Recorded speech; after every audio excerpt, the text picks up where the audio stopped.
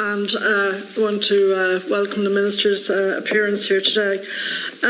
Minister, you've already indicated that you're not inclined to change income tax credits or allowances in relation to people on income tax, and that's the whole PAYE sector and others who pay income tax.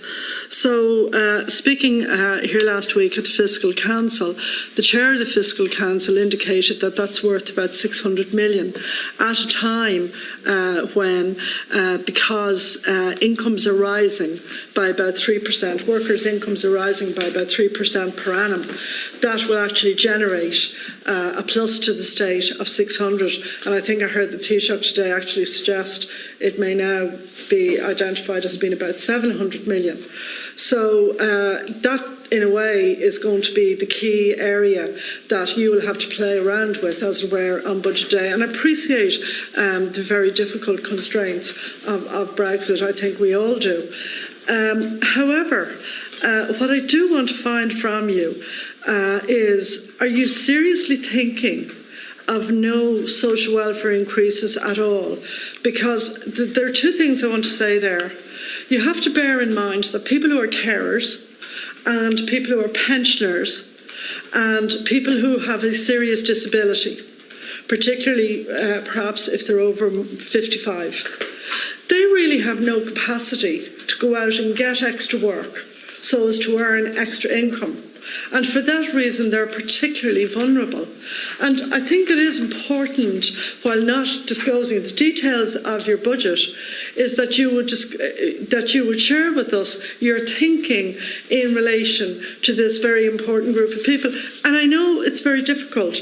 I remember, inheriting 440 million requirement of cuts from the deal that our predecessors in government did, and getting that down to 200 and something million.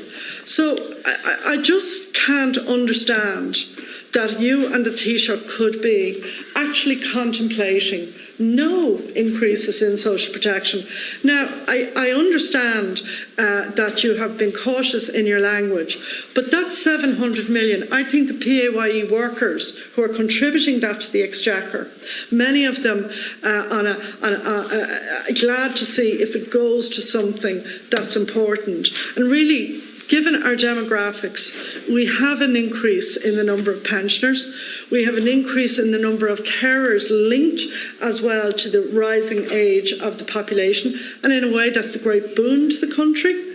But I cannot understand how, particularly in the context of Brexit, and in the context of the recent developments in oil prices, how that will be dealt with.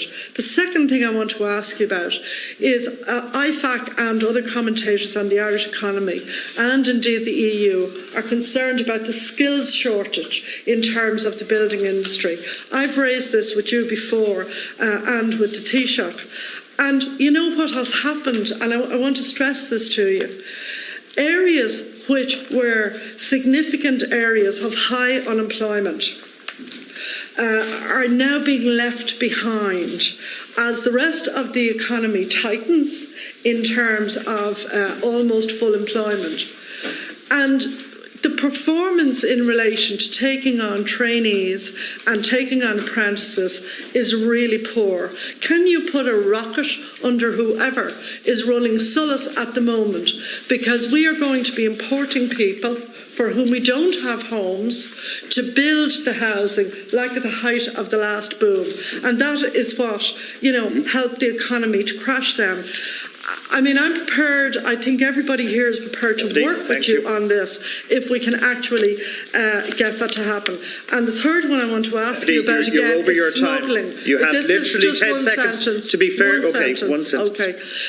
We are looking at a potential smuggling zone. No one wants a hard border. But I can tell you I understand 7 gangs or so along the border, some with loyalist links, the majority with Republican links. what are you going to do in relation to the smuggling issue? When I was in government, we got lots of briefing. We have the question, Deputy. Thank you. We have the question, Minister. Thank you, Deputy Burton, for your questions. Yes, you are right that the benefits of non-indexation of our tax code are approximately €600 million per year, but they form part of the summer economic statement already. So there's not additional money, as I think you know, as a result of the announcement that I made there last week. In relation to your second point there about social welfare changes. But it is the source of the additional money, is my point. It is certainly one of the sources of it. I think that's a fair point. In relation to your question there about social welfare changes, I represent a constituency as you do. It's right beside yours. And I have many constituents and citizens within it for whom their social welfare payments make a gigantic difference to them. They're not in work.